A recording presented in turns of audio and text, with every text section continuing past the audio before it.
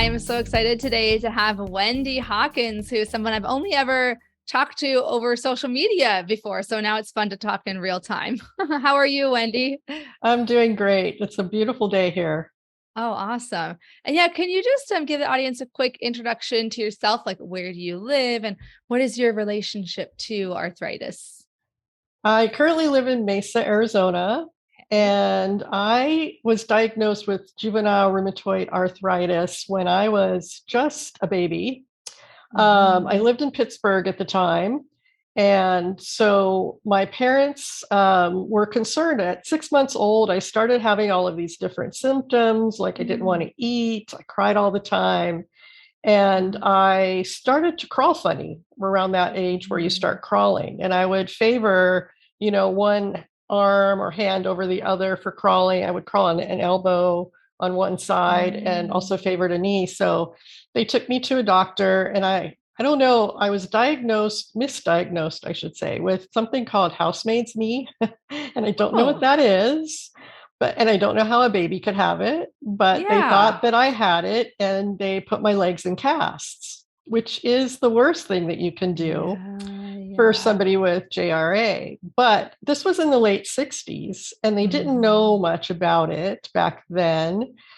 And so eventually my parents got directed toward a pediatric rheumatologist at a children's hospital in Pittsburgh. And he took one look at Mhm. me and he knew, or he Yeah. suspected that it was juvenile rheumatoid arthritis and did Mhm. the blood work, and it all came back positive for that.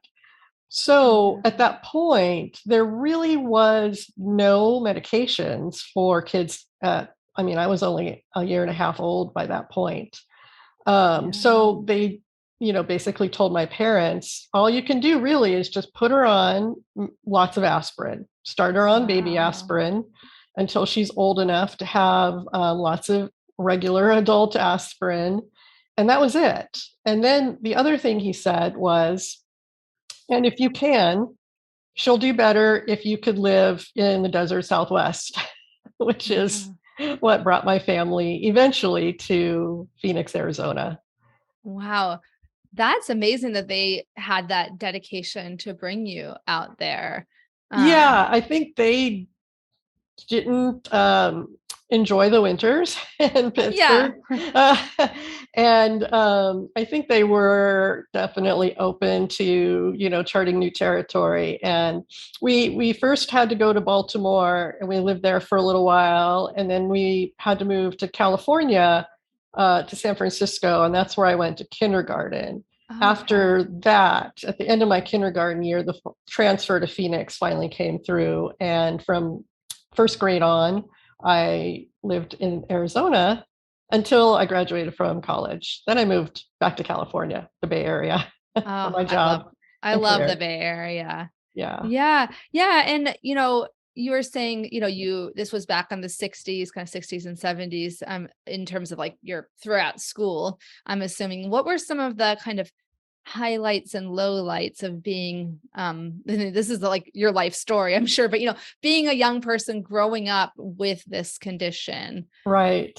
Yeah. Well, the thing is, so I feel really lucky. The grade school that I went to here in Phoenix, the kids accepted me. They did not make fun of me or pick on me or anything like that. I mean, I hear the horror stories of today, Yeah. and I feel like, man, I was so blessed because these kids were all so supportive. And at that point, like when I was going to early elementary school, I couldn't walk the distance from our house to the school. So my mom would pull me in a wagon and my sister would Oh, walk. wow. And then at school, if I had to go like to the music building or the art building, which was farther away from where the classrooms were, or even the cafeteria, my classmates would fight over who got to pull me in the wagon. Oh, They all that's wanted to so pull me. So they great. were very supportive, and I loved it. And I felt like I had a really good time, although I had this disease and I couldn't really do PE. That was the other Mhm. thing. Back in those days, it was very different. They said you need to rest, you need to Oh, not do all this physical activity. And so I never got to do PE with my classmates, and I would go and do art. And that's how I got involved in loving art. Or I'd go work in the library and help out the librarian when PE was happening. And the only time I got to do PE is if it was a rainy day and we all had to do something indoors. And then I got to participate.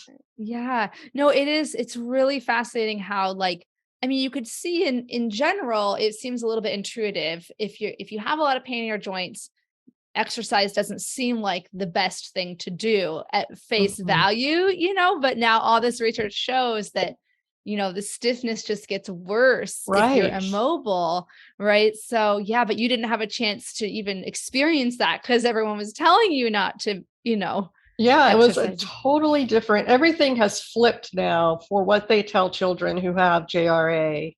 And I would say that that's a big benefit. You gotta move, motion is lotion, I always say, because it keeps your joints moving. And, of course, if you're in a flare or if you have something really serious going on, you have to temper the movement, but you should still try to move as much as you can in the other joints, it really helps. Yeah.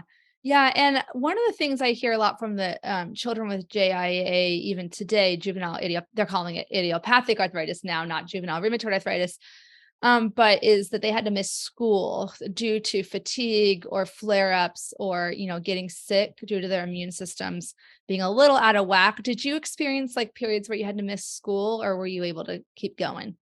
I didn't have any long periods of having to miss school, not that I can remember. I always felt like everybody got sick, but I didn't, because my immune system was so overactive. There was nothing tamping it down. So my brother and sister would get sick all the time, and they both got chicken pox. And I was sitting right next to my sister in the back seat of our car right before she broke out in chicken pox the next day. So I was like right next to her during her most contagious time, and I never got it. So I thankfully didn't get sick a lot, but sometimes, the arthritis would keep me home. I think it happened more in high school. I struggled more in high school once the hormonal stuff started kicking in. Then I had a harder time, and the fatigue, I remember being really bad. And I got bronchitis a lot when I was in high school. But as an elementary school student, I did quite well and didn't miss a lot of school. I loved school. I was a bookworm and all that nerdy stuff. Yeah, I did too. Oh, I love that you had such a supportive community, because it is kind of possible. I think so often we hear these, sob stories, and those are legitimate. I mean, I've had them on the podcast, and that's, there's not to say that, everyone's story is valid, but I'm sure it's relieving for some people to hear. And that's what my story was really positive too. In my 20s, I got diagnosed. But people will be like, oh, was it people like peer pressure you to drink and do all these things, or like not respect that your body needed a rest at times? And I'm like, not really. No, my friends were like really supportive. They had seen me get really sick and not know why, and then get diagnosed, and they saw me rapidly get better. So I was diagnosed in 2003 and immediately put on methotrexate and Enbrel. So I was like, fast tracked into medicated remission.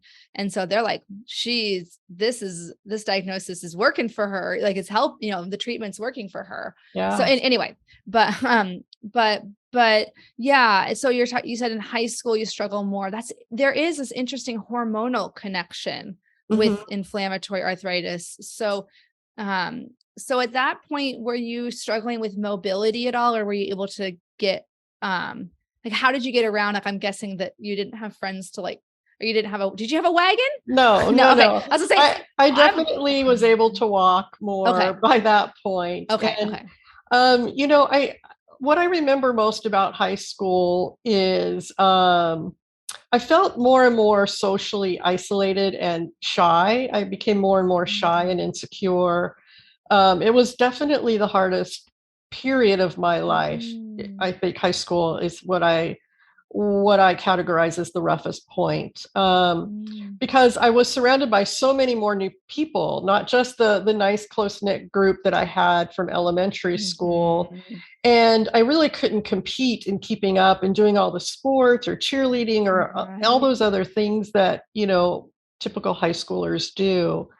And Yeah. I did get around pretty well. I mean, I had to ask for a top locker because I couldn't really bend Mhm. down. There were little accommodations that I had to ask for. I know we had stairs to go to upstairs classes, but I think I remember that I had an elevator pass. So I was one of the few people that got to use the elevator. Yeah. So there were Yeah. little things like that that I did.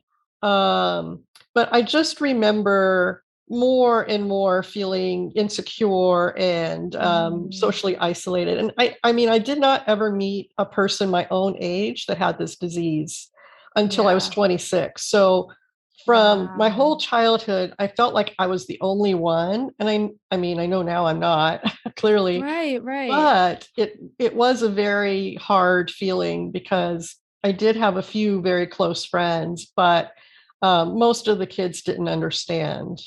You know, Yeah. it was harder in high school.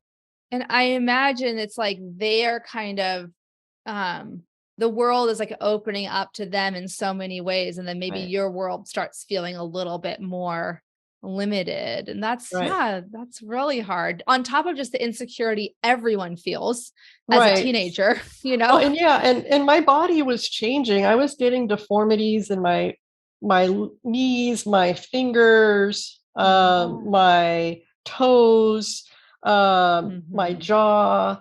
Yeah. I just, because I was unmedicated until I was Mhm. 17, honestly, I was only on aspirin until I was 17 years old. And so I remember my fingers would curl up, especially this is my claw hand, Yeah, and yeah. they would curl up at night when I slept. And I remember taping barrettes to them at Oh, night to try to keep them from curling, wow. because I wanted to try to stop it, but I really Yeah. couldn't stop it. And my family didn't know anything about the Arthritis Foundation. This was high school was during the 80s, the early Okay. Oh, 80s. okay, okay. So I Um, was trying to do the math. I'm like, wait, so okay. yeah, Yeah. so I was in high school from 81 to 85. But it was so we just didn't know. We didn't have the resources and we didn't know that these other things were available out there. Mhm. And so that led to, I have a lot of damage because Yeah. of those times and being untreated. Well, and there just weren't as many, there weren't hardly any treatments, or there was like gold shots. No. Like, what was the first treatment you did at 17? Well, at 17, I went into a really, really, really bad flare, and my father finally took me to. He found a adult rheumatologist who was willing to Ah, take me on, and yeah. I remember he put me on Decadron Okay. first, which is Mhm. a like a little more powerful steroid, Mhm. and oral gold, Right. and I think sulfasalazine, if I'm remembering correctly. Now, at that point, biologics did not exist. Right. And at that point, they had methotrexate, but they started you, again, it's different. They started you at the least Yeah. aggressive medications. And then over time would only move you up to the more aggressive, which I think methotrexate at that time was considered the most aggressive. And Mhm. so it wasn't until I started working after college that they put me on methotrexate. I see. So now it's different. It's Now flip-flopped. Yeah. it's better to start with the most aggressive and, like your experience, get you into a medical trans or medication remission, Yeah. right? Yeah. And try to slow down the progression. Whereas back in my time, that was totally opposite. They let you slow roll right into so much damage. Yeah. Yeah, and it's hard, like, it's like, know better, do better, right? Right. But they Yeah. just Yeah. didn't know, and it's, Right. yeah. Yeah, oh my gosh, and I'm glad you were still able to get it under control enough to go to college. Did that your condition kind of affect, I'm assuming, like, what you were thinking about for career? Like, how did you Yes. choose your career? Yes, that was a big factor. Honestly, I loved art from the time I was a child, Mhm, and I wanted mhm. to be an artist. That was like always my dream. But I came to the realization in high school that starving artist is a phrase for a reason. Yeah. It's hard to make money as an artist, and it's hard to get medical benefits. Yes. And I knew that I needed to work for a big company that Yeah. could provide good medical benefits for me. And it was right around that time in the 80s that computers were starting to come into more everyday life. And so my father, he was on the hardware side of fixing computers. And he said, you need to use your brains more than you're going to have the brawn for the type of job that you're going to do. So, he started to teach me basic programming, and I took classes in high school for programming, and I realized that I liked it. I mean, I have this real artistic side, but I also have a very analytical brain side of me that loves the challenge of a program, doing programs. And yeah, so that's That's how so I ended up cool. getting into programming and software development. That is so neat. And I think I remember learning something. I'm probably gonna butcher this, but that like music and like many arts are like kind of like math Hmm. fundamentally. Like there's like a logic. So I wonder if that, yeah, that seems like it makes sense to some degree. Yes, And yes. and I know my husband's an electrical engineer, but I know for him, he really likes being able to see what he's created, like to Yeah, make something that's somewhat tangible. And I think with art, that's one of the benefits of art, right? Is that you're like, I made this. I right, guess the same with a computer program. But right. so where did you end up? Were you working at like a large software place or Yeah, actually, while I got my degree from Arizona State okay. University, and I was, researching different companies, and I learned a lot about Hewlett Packard, and I felt like, oh, they're my dream company. I made that like my target goal was to Hmm. work for Hewlett Packard. And I loved that they had such a great culture, corporate culture of Yeah. teamwork and integrity. And I love the inventor story, like, Bill and Yeah. Dave, Hewlett and Yeah. Packard, and how they came to create their company, and the way they treated their employees. Hmm. That was my goal, and I got lucky, and I got to work for them for my whole career. That's amazing. Did you do it have any, like, special tools? This is the occupational therapist in me, but did you have any special, like, ergonomic tools that helped you, at the computer? I definitely had to have my computer desk set at the right height for me. Mhm, mhm. And I needed to make sure everything was at the right height, and that, like, when they were giving us laptops to carry and to travel with, that they gave me the lightest one. Yes. I had to have, special mouse and um, wrist. I don't know what they're Yeah. called. You probably Wrist do. rester. Actually, Yeah. I'm blanking right now. Wrist, pad. I don't Yeah. know. Yeah. Yeah. I had to have that kind of thing. And they were really good at flexible, letting me work from home once we got, the technology was there more to have us Wow. work from home. And so, yeah, they were really great to work with me if I needed anything. And when I needed to take medical leave to go have a joint replaced or have some sort of surgery and be gone for months for the recovery, they were really, really fabulous at working with me on that. Wow, that's great because that's a huge question a lot of young people have asked me, what are some like quote unquote arthritis friendly careers, and I'm like, Hmm. I usually do say something like, if you can make sure it's flexible, that's like one of the Yeah. keys, right? Because you just Oh, don't yeah. know how if you're gonna flare up. So, but that's pretty cutting edge at the time that they were so good about, flexible work schedule and remote work. Cause I mean, there's even it's 2022 and there's still companies that are like, we don't want you to be remote, you know? I know. Well, what's interesting is that it happened more as you got toward the late 90s as globalization was taking over, Mm, because then mhm. it turned out that you really weren't working with the people that you sat with in a building, because I would be on big projects with people and programmers from all over the world. So we were Yeah. all in different time zones, all having to call in to these. The meetings were all on the phone, basically. We're all on Yeah. conference calls. No longer would you go into a conference room in the building with the Mm. people that you sat near.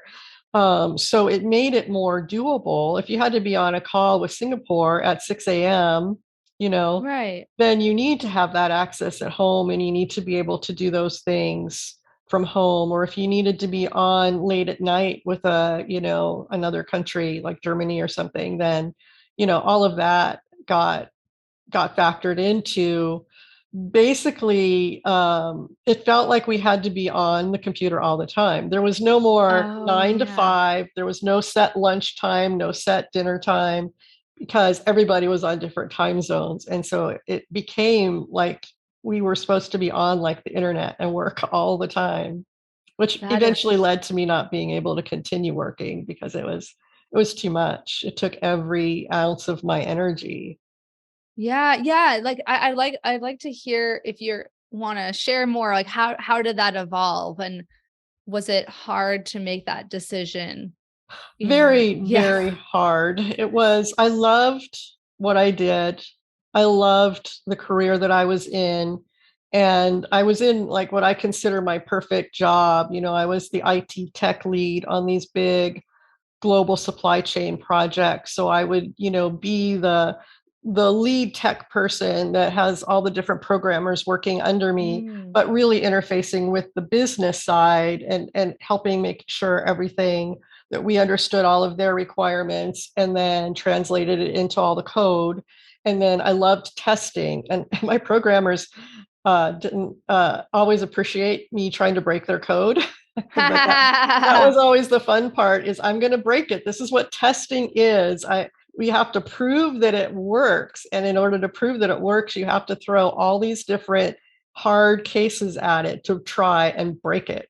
right, right. And so I loved it. I loved my job. But I did not love having to work so many hours. And I did not love not having the freedom or the energy, I should say, to eat healthier and exercise and all the things that would have given me more balance in my life. I Yeah, just felt like every little ounce of my energy was zapped after yeah. my work day.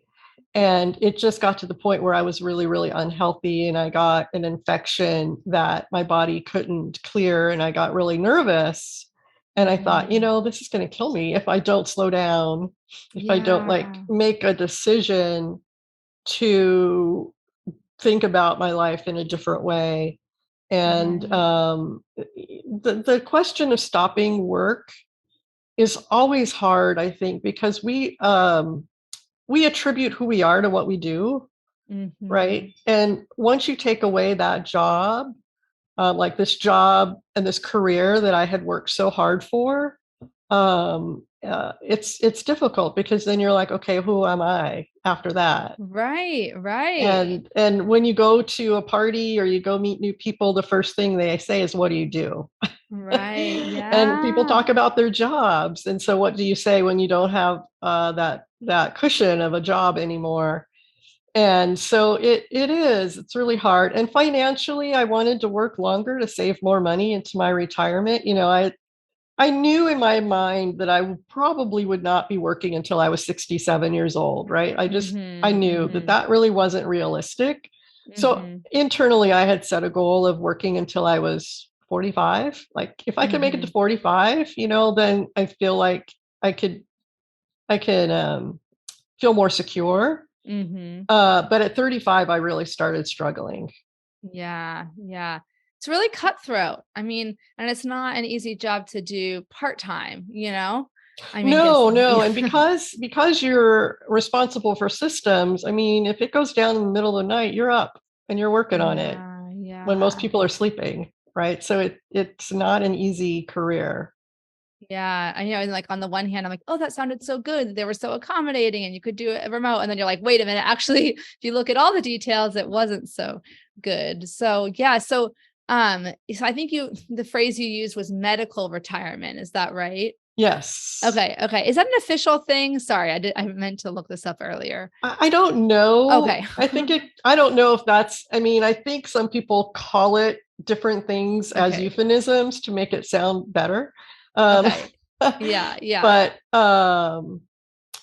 I mean, I'm on disability, let's be honest. And a lot of people have a lot of baggage around the word disability, Mm-hmm. right?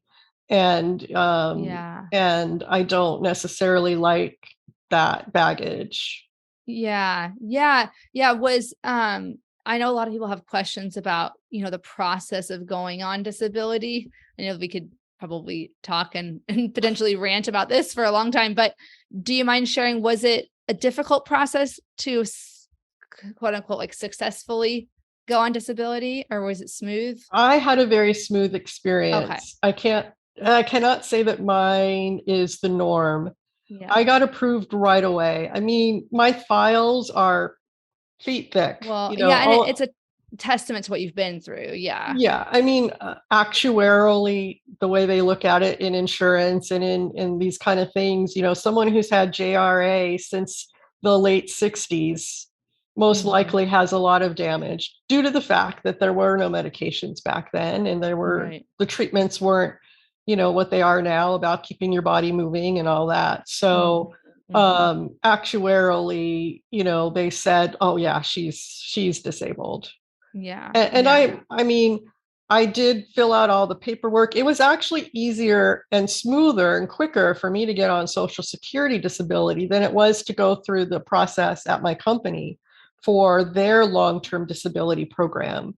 And I Oh. always recommend people who are working in corporations or any work that offers disability insurance, be sure to take it, Yeah. because you never know, even if you don't have a disability, because you cannot live alone on Social Security disability or Social Security retirement. It's just not enough. Mhm. And so I always paid into the program, and I paid up for the higher percentage monthly payment, if I did happen to go on disability, because I knew Mhm. most likely for me that was going to happen. It was going to be before I was 65 that I'd have to stop working. So it took 2 years to go through their process, and I had Mhm. to fill out a lot more paperwork and a lot more doctors. My doctors had to fill out forms and paperwork, and it was more grueling than Social Security. Social Security, Wow. I was approved within 3 months. It happened really fast. Wow. Well, and I mean, I used to do new employee orientations. I used to be the facilitator at University of Washington Medical Center for employees.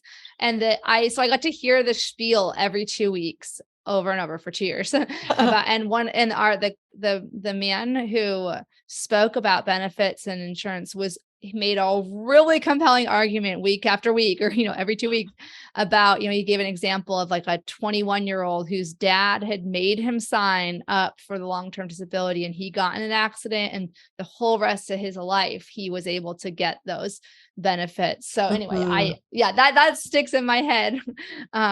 Really, Yes. but in your case, I'm sorry, as it is a very dehumanizing experience. I don't want to put words in your mouth, but to have to prove yourself, over and over again in these appointments and these documents. And I Yeah. wonder if you got punished for like functioning, or in a way felt like punished for functioning so well, or pushing yourself. Do you know what I mean? Like, where it's like, oh, well, you could do it. You could do it last year. Why can't you do it now? Yeah. I actually, I don't know that I can't say that I have felt that, Oh, good. but I still have to go through reviews with Oh, it used to be once a year, and you still had to, I had to list all of my doctor's appointments, send them all of my doctors, oh answer all my these questions. And I'm like, okay, I understand. They want to make sure that people aren't not disabled anymore.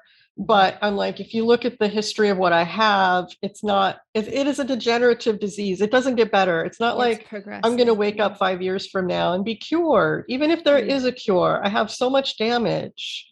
And Hmm. just operating in daily, basic grooming activities and normal daily activities is Hmm. exhausting to me. And I have to use a Yeah. lot of tools and aids for it. So I feel like that part is really dehumanizing. And Mm. now it's every 9 months. They switch to a different company that, it's like, it's ridiculous. I feel bad for my doctor having to fill out forms every 9 months for somebody who's not getting better. and will never get better. And I feel it's such a waste of their It's waste. time. How can it be financially worthwhile for them to employ these people to do all this work of reviewing these forms when, do you know what I mean? Like, I mean, how many, I guess they must be catching enough people and not having to pay for Yeah. their disability that it's worthwhile for them. Otherwise they would just be, it feels like they're like flushing money down the drain potentially. If it's Yeah. a I mean, chronic, yeah. I think that's the point. Their point is to try to get people to get off of them, off of their Yeah. having to pay for their disability. And because, they can kick you off just for your doctor not signing the form in time or sending the Oh, forms back in time, or, jeez. like it's just, it's a racket, and I feel immense stress every time I have to go through the review again, Mhm. because it's not that anything has changed if, I get worse and worse each year, but, it's being at their mercy, right? Yeah. Yeah. Of having to do all this work every, like, I don't mind doing the work. I could say I have time to do the work. I'll send them every detail about every appointment that I have all year long, with every doctor. But I don't like them bugging my doctor because she's busy. She's got to help patients. And having Yeah. her have to fill out this same thing, and it's always the same, nothing changes in the answers that she's giving. Nothing changes. It's Ugh, all the same. If anything, it gets worse. And yeah. it's just, to me, like such a waste. And sometimes she doesn't get it done on time, right? Because Yeah. she's got all these other things to do. Yeah. So I feel like it is stressful. I don't like Yeah. it, but it's the Oh, game. I'm so sorry. It really is. There should be, I think, like exceptions for, progressive conditions. Yeah, I I don't. think Social Security has a way that they rate your Mhm. disability, like unlikely to improve or likely Mm. to improve. And I'm in the Mhm. unlikely to improve category. Yeah. So I think I get reviewed maybe every 5 to 7 years, something like that. I see. Yeah. And so it's much less frequent. And they already have all my records, right? Okay. Because they have all of the Yeah. appointments. So I don't have to do a lot of work on Okay. that. It's a pretty easy review. But the corporate disability, is it's a much harder process. Yeah, I'm so sorry. It's just, I really, one of my little triggers or anger triggers is, yeah, like, I mean, there's many, but one of them is like unnecessary, unnecessary work. I'm like, Yeah. I'm always joking to my husband, I could have written the great American novel, and all the time it's taken to do XYZ, get the prior authorization. And yeah, it's just, Right. I resent it, I resent it. And on top Yeah. of the emotional part, like, I mean, in your case, talking about like, feeling like you're under a microscope every 9 months, and you're just, it's like they're making you actually have to confront all these things that are getting worse when, I don't know. I'm sorry you're dealing with that. That's But on a maybe a more enjoyable to talk about note, I wanted to ask a little more like about your experiences with art oh and yeah. how, as a child you loved artwork, and now it sounds like you've used certain kinds of art to just to help you with your journey with do you ever still refer to it as JRA? Because that I was your, do. yeah, that makes sense. Sorry, I I didn't mean you do. still, but I mean like it's confusing because it's like you're not a juvenile anymore, but you still get that diagnosis. Yeah. It is still my diagnosis code. If you look Hmm. at my medical records, it Okay. is juvenile rheumatoid arthritis. That's been my diagnosis code all the way Hmm. through. They can change the name all they want. Exactly. But Yeah. I don't call it that. I don't. I just Right. refer to it as JRA, or juvenile rheumatoid arthritis. So for me, as I said, my love for art started when I was a kid. It was the one place where I could just be free, and Mhm. I could create something nice or beautiful. And, I did art all the way through high school. I also took art history in college, and I loved everything about it. And because I decided not to use that as my career, I just kept it as my special therapy, basically. Like, this is how I express myself. This is what I love doing. And once I got to California, I started, number one, I started volunteering with the Arthritis Foundation and got involved in, a juvenile arthritis task force where we did lots of different events a year, at least two events, a social event and an educational event for the kids and their families. And then I also, around that, a short time after that, I got involved with a healing art class. It was taught by, she was 84 at the time, an 84-year-old British woman who was just like the essence of unconditional love. She was just amazing, just absolutely amazing. And she started teaching this class about mandalas and how to use mandalas for healing art. And I started going to her class and I loved it. I thought, wow, I'd never heard of a mandala before. I knew you could use art for therapy. I'd been doing it for a long time, just internally for myself. Right. And also, doing craft projects with the kids at the JA events. But this was like a whole other thing where it is, it's about like getting like quiet with yourself and meditating. So mandala, the actual word mandala is a Sanskrit word, which is an ancient language, and it means circle. So most art that you'll see that are mandala art is circle. It's contained within a circle. And the circle, from a representative of a symbol, the symbolism of a circle is wholeness, like the circle of life, the wholeness, everything contained in one. And so the way my teacher would teach the class is that we would pick a topic for the week, and then we would have a discussion about that topic. And then she would come up with several different meditation type questions about that topic. And we would sit and we would meditate for a little bit, thinking about whatever question that we chose. We'd draw a circle on our paper, and on the back, we'd write the question, and then we would meditate on it.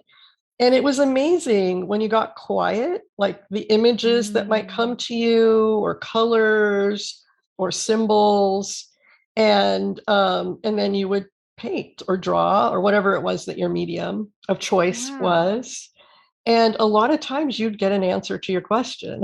That is fascinating. It's amazing. So I always came to believe that when you get quiet with yourself, you'll be able to tap into some of these under, like peeling back the layer of like all your different, maybe your woundings or your joys, your passions, your sadness. And it starts to come out in the art.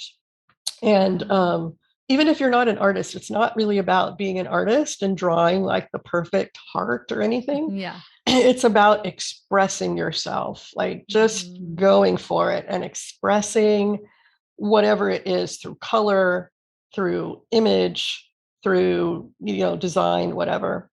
And sometimes though, what was fun is that you might not get the answer to the question that you asked, but you'd get the answer that you needed. It would still come through. And I love that. It was so great. It was such a great healing tool for me and all of us. So you would start, so you would start with the question and you would draw a circle, and then on the back you would write the question, but then you would not draw anymore for a minute or for a few minutes. You would meditate on the question. Okay. Right. And then you'd start drawing the images and things that came up. That's so cool. Right. Yeah. Our mandalas, I'm sorry, I'm like totally a mandala like newbie. But I've seen that I have my son has we have a coloring book thing where it's like it's pre-outlined for you, like a coloring page basically. But in your case, would you is it always like a repeating pattern? Where it can be whatever. It can be anything. Okay. They do. I mean, excuse me. I'm going to get a drink. Oh yeah. Please do. I'll pause for my voice getting. Oh, totally. Anything you need, go for it. Yeah. So a lot of times what you'll see out there are mandala coloring books. And so they're pre-drawn designs that are very relaxing to color. because you don't have to think about what to draw. You just kind of color in the different patterns and the designs. But when you're making mandalas for like the healing purposes, you really can just do anything. It can be, it's not necessarily a design at all. Sometimes I'll get flowers in mine or trees or fish or, a house. I mean, anything goes when you're making a Okay. mandala for healing purposes. That's so cool. That's so neat. And I really have noticed like an artistic streak in a lot of people that have autoimmune diseases. Oh, And yeah. yeah, I keep thinking, is this like a selection bias or something where like I just happen to be encountering people with this or but yeah, and have you in your experience, do you have a favorite medium like watercolor versus colored pencil? What do you like to use? I'm definitely watercolor. Ever Yeah. since I was a kid, watercolors are my favorite. And I think it's because you can't hide a mistake. Like, you, That's why they're my least favorite. No, I I'm just know kidding. that's what everybody says. That's what everybody says. It No. is one of the hardest mediums, but it also flows easier. I find it easier on my arthritic hands and I was shoulders thinking and that. neck when I'm doing a lot of art. I get really sore. Hmm. But it flows easier. I mean, you don't have to work so hard like with oils or acrylic sometimes. Um, but you Hmm. can't hide mistakes. You have to accept the mistake. And I'm a recovering perfectionist, so Yes. it is difficult. A lot of times when I finish a painting, I will feel like I only can see the mistakes that I made. And most Yeah. people will never notice. They don't see it, Right. but I do. And it's taught me a lot about having to let go and love the imperfection of it all. I love that. Perfectly imperfect. Is Yes. that's my one of my mantras. Like, Yes. and yeah, oh, that's so great. I was just thinking we should maybe uh if you want to share any of your completed mandalas, I could like maybe put them on the episode page or something. I don't know. Or if you have do you have a website? I do have a Oh, website. okay. Okay. Oh, sorry. You probably It's already gave it to me. Yeah. Yeah, I gave you the website. Getting organized. It's called Oh yeah. moonlightmandalas.com. Yep. And Yep. it's my blog site. And so back in, oh gosh, shortly after I moved back to Arizona, after I stopped working, Hmm. I finally did create a blog site. And I did a lot more writing about the mandalas. For a couple of years now, I have not been active in it. I had a lot of medical issues from Hmm. 2017 forward. Yeah. So I do apologize if anybody goes out there and sees that my latest posting was like 2016. But We all understand. there's a lot of information out there on describing mandalas. You can read through and look at some of my older mandalas that I've done and like what they mean, like how I've interpreted what the answer to the question was and what their meaning was. Hmm. And Hmm. then also I have some instructions, like step by step how to create them. And um, I think I have a list of questions that you can ask yourself. When you have your book, Inner Landscapes, A Personal Journey of Healing Through Art.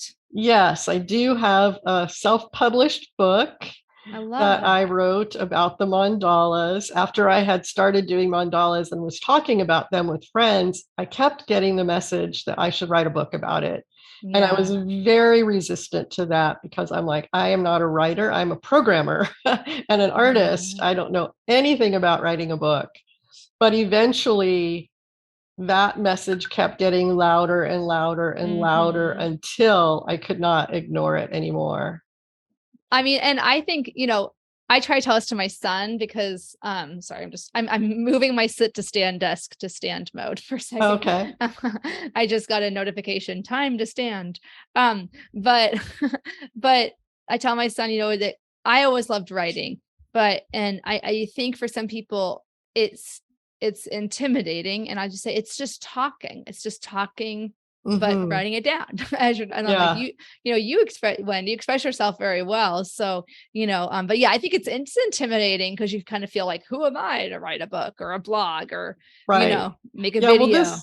this was happening as I was still working, that I was Yeah. getting the messages because I was doing the mandalas throughout, my Mm-hmm. work career. But I feel like it's actually kind of an interesting story how I came to write it.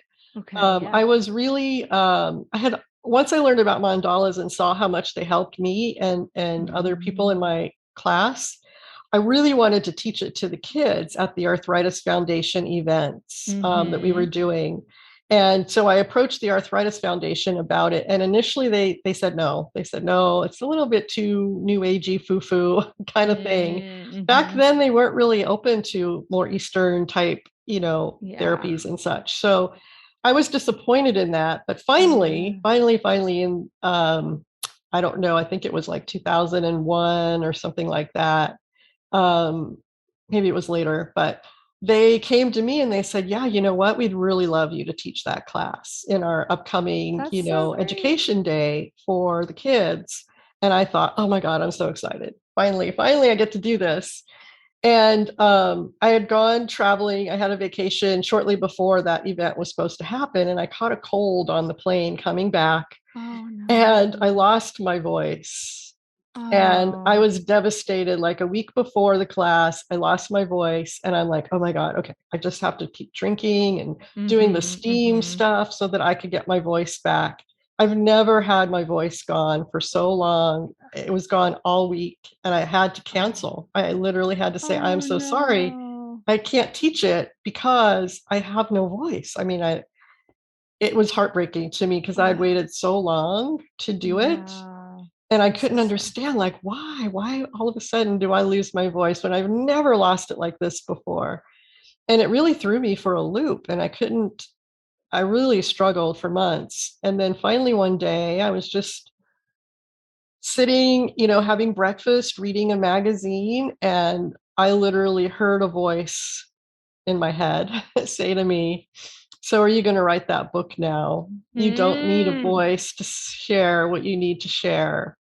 And I'm Wow. not crazy. I didn't, I No, don't no, hear no. voices normally, but I had been so distraught by it and couldn't understand why. Like, what's the message behind this? And Right. it finally just came to me, and that voice told me that I was relying too heavily on having to do it in person, and Yeah. that I had needed Yeah. to open up my mind and be willing to take the scary risk of starting to write a book. And so I did. I started that day. I said, I don't know what I'm doing, but I'm just going to sit down and write an outline of a book. Yeah. And that's what it is. That's one of the funny things about growing up, I think, has been realizing that, you don't have to wait for like a permission slip, from the universe. Right. I think I was a very like do good child, goody two shoes. So I'm like, okay, I'm waiting for the permission. It's like no one's gonna, Yeah. yeah. But anyway, I love that really, really distressing experience led you to the positive experience, Right. of making your book. And it is something that it can live, for, in 200 years, somebody could be using that book. That's what's really cool about it, I Right. think. Or Right. hopefully they'll implant the book into their brain through technology or something. Right. But Right. yeah, that's so great. Well, you've inspired me for sure to make a mandala. And then the last thing I just want to make sure to touch upon before we Mhm. sadly have to wrap up in a little bit, but is support groups, because I know you've had experience leading some in-person support groups, and you also are the head moderator of Rheumatoid Disease Laughing, Living, Loving, and Learning, which I love the name of that group on Facebook. And Yeah. I would yeah. say I'm not the head Oh, moderator. There's sorry. there's three of us Okay. co-moderators. Thank you So I for want to make sure we're all even there because sorry. we I'm always all promoting people. I'm like, you're a doctor. And they're like, no, I'm not. I'm like, oh, sorry. yeah, yeah. Okay. Yeah, but Co-moderator. co-moderator. Yeah, Yes. co-admin. Co-admin. That's the word. Yeah. Co-lead admin Yeah. between three people. Okay. Yeah. And the right to, So yeah. Okay. Go on. Go on. yeah, it is also one of I came to realize one of my callings in life was to help with support groups. I started a couple friends and I in San Francisco or in the Bay Area when I lived there. We all met through these JA task force events, and it was such Mm-hmm. a revelation to me to finally meet people my own age. So we just started getting together, for like potluck lunches every month or so, and getting to be closer and friends. And then eventually we said, we should actually formalize this into a support group. And I went through the support group training through the Arthritis Foundation, and they supported us for a long time. And I ran the group, or co-led the group, that's, in different stages with different other leaders, for about 10 years there. And then I needed to take a break. I was having some health issues. But when I came back to Arizona, I got involved with the local group here that was, it was separate from the Arthritis Foundation, but after being in that group for a few years, when the fellow who ran the group was about to retire, my friend Samantha and I decided to co-lead that group. So we co-led the face-to-face group here for a few years. And then again, I ran into health issues and I had to back out of that. But at the same time, toward the end of that, I had been asked by Kim Berta, who had created this rheumatoid disease group on Facebook, if I would help her out, because the group was growing and growing and growing, and it was getting to be too much. So I think it has does it have 26,000 people right now? We have 26,000. When I first started, it was about 5,000. And so she asked Nancy, Cade, and I to help her out. And so we helped to co-manage the group and co-admin. And it's really amazing. I feel like there's so many people out there who struggle with these diseases. The rheumatoid disease umbrella is very large. There's so many people that have different forms of it. And it's hard to get to in-person groups. And especially with COVID, there really aren't very many in-person groups anymore. Right. So having access to support online is really important. And I think it helps people feel not so alone when this disease can be really isolating. Yeah, 100%, and I know there's lots of ups and downs with adminning a group. I'm curious, like, what are some, because I think people need to give, what's the word, respect to the admins of these large groups, because because I've helped a little bit with a different group, just one day a week, but man, the amount of spam that people try to put in every single day is hard, but yeah, you have to constantly work to keep out those things that are harmful for people. And really, keep the group focused on what we're really here for, and that's to help and support each other, share experiences, vent. Sometimes people just need a safe place to vent. And we're okay with that. Like if you need to come in and say some swear words, but don't call people swear words, right? Exactly. If you're just expressing your frustration, that's fine. But we expect people to respect each other and respect each other's choices. Because some people choose not to do the medication route. Some people choose to go the health route. Some people choose to do the full medical route. There's a lot of different choices that we each have to make every day.